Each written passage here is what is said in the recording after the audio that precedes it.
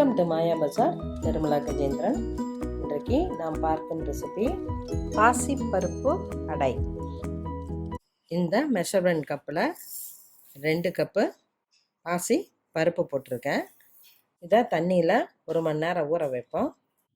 சீரகம் 1/2 டீஸ்பூன், பச்சை மிளகாய் 1, இஞ்சி சிறிய துண்டு, கருவேப்பிலை, கல்லுப்பு. பருப்பு ஊறிடுச்சு.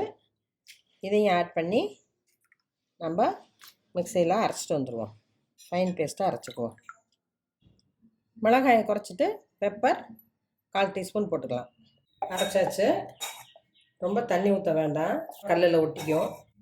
சின்ன வெங்காயம் ஒரு 7-8 பொடியாக நறுக்கியிருக்கேன். நம்ம காரத்துக்கு பச்சை மிளகாய் பெப்பர் போட்டாச்சு. கொத்தமல்லி இலை இதையும் சேர்த்திக்குவோம். சேர்த்தாச்சு. கொஞ்சம் மொத்தமாக அடையாட்டை ஊற்றுவோம். இதை வெஜ் ஆம்லேட்டுன்னு சொல்கிறாங்க. ஆக்சுவலாக ஆம்லேட் டேஸ்ட்டு தான் வரும். தோசைக்கல் காஞ்சிருச்சு.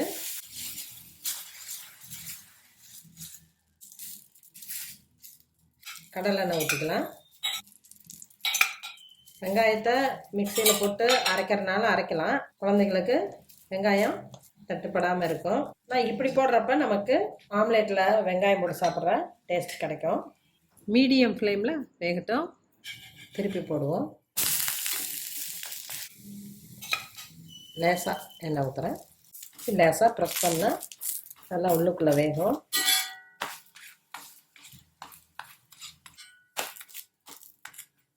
ரெண்டு பக்கம் வெந்துருச்சு. எடுத்துடலாம்.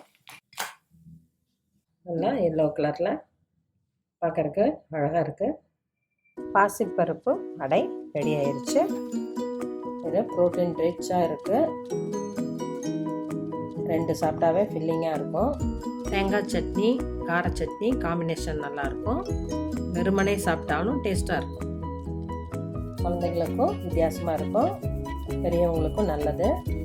செஞ்சு பாருங்கள், சாப்பிட்டு பாருங்கள். பிடிச்சிருந்தா சப்ஸ்கிரைப் பண்ணுங்கள், ஷேர் பண்ணுங்கள். தேங்க்யூ.